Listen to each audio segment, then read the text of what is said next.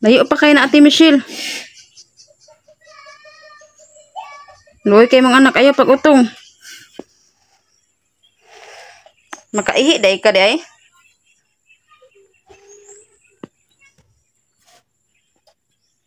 Sa pamanron, hapit sa pitsaron no. Kuan pa. Libin pa.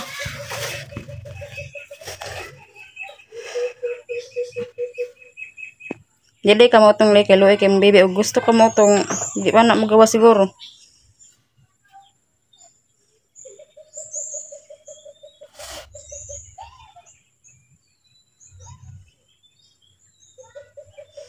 December 11 pa niya mga naka December 28 matugingon sa itong nagpa-check up ta 25 or 26.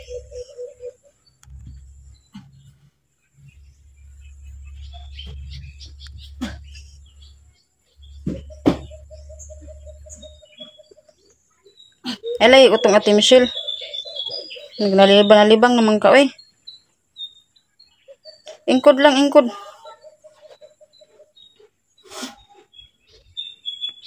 So ayan mga ka-girl mas no, akala ko po talaga ay hindi pa manganak si Ate Michelle. Naawa ako kay Ate Michelle kasi wala pa dito si Janelle, umalis po. Ayan mga ka-girl mas no, so ano lang talaga ako ba, sobrang relax ko lang talaga kasi manganak si Ate Michelle ay December 25 tapos 11 pa ngayon. Nalilito ako ka-girl mas, naawa ako, hindi ko alam kung anong dapat kong gagawin kasi walang katao-tao dyan sa bahay, wala sila mga ka-girl mas. Nanghingi ako ng tulong sa kapitbahay para matulungan po kami. Panuhot na po siguro ka. Gawas na tiyo. Sino gawas? Ka nga, tae man ini gawas. Ayaw. Tanaw na ako, ayog ulaw-ulaw. Para tabai. Di mag-ulaw-ulaw na ko.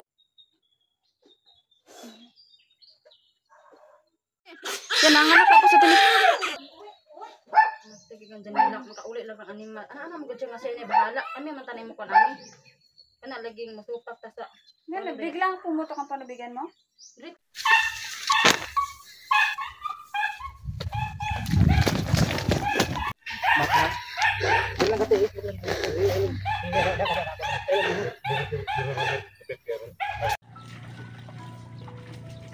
Ano sa Ate Michelle, gidayungan na lang pudong gawas. Hawang bata.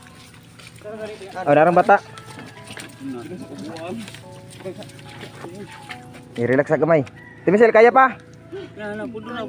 Ha? Ay na paglihok. Pag inunglan, dugayin yung gawas inunglan bitaw. Natural gila siya, natural ra. Diloy. Bago mga nasa bimse kay dapatan mo sila ng tambal. Nga demo sila dong matres.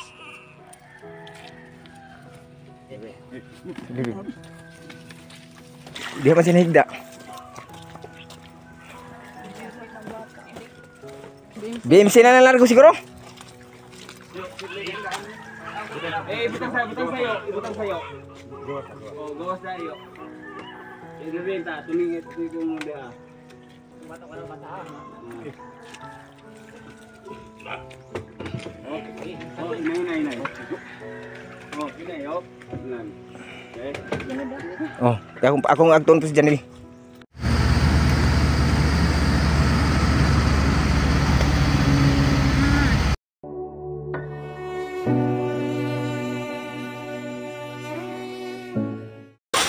Yung bata ay mabuti hindi umiyak.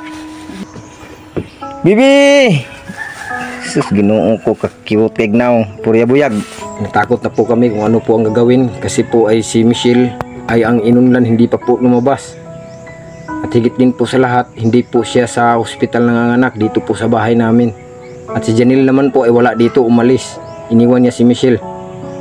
At ngayon, ang nangyari po, ang kinakatakutan po namin mga mamsir, kahit piso wala po kami.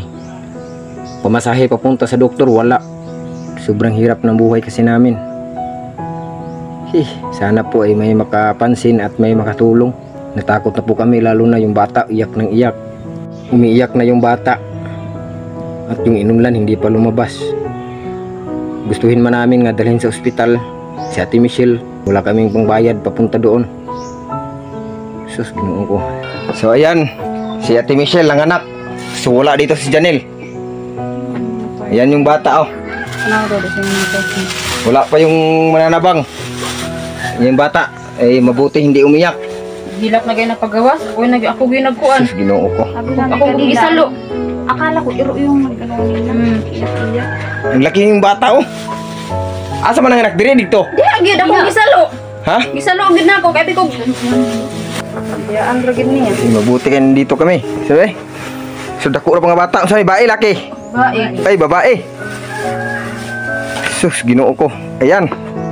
Bibi! Sus, Ginoo ko. Ka-cute kay now. Purya buyag. Tuwat lang tayo kadali. Ang bata tanaw, lero-lero ang mata. Kasi nako, naunsa si Anje na Anak ko tabang! sabi na yung ano, papa at mama. Yan naman si Michelle nga. Dali atis. Yan, ate. mabuti mo yung anak. Hawiran mo di, no? Dili, di niya mawiran. Wala bigkis ini. Walang bigkis. Ay, sa hilak di, bibi. Ay, hilak. Hindi sa bago yun. Babae. Baig yun. Nagani kay nasalo ang bata. Kay kung di nasalo, Yung gihubo kay. Ha? gihubo man Nasa yung panty na nga pantinit. daw, nasa brief. Ang pagtuon niya mangihi lang. Kaugatan, oy. Tara orang bata. Ang iyang mga kamot. Unsa man yung mga kamot niya? Dili, kanang kuan, dili banda do. Man, Hindi? kumpleto. Di, Ay, kumplito man ayo. Sa dagkuwar bas kuko. Purya buyag in taon.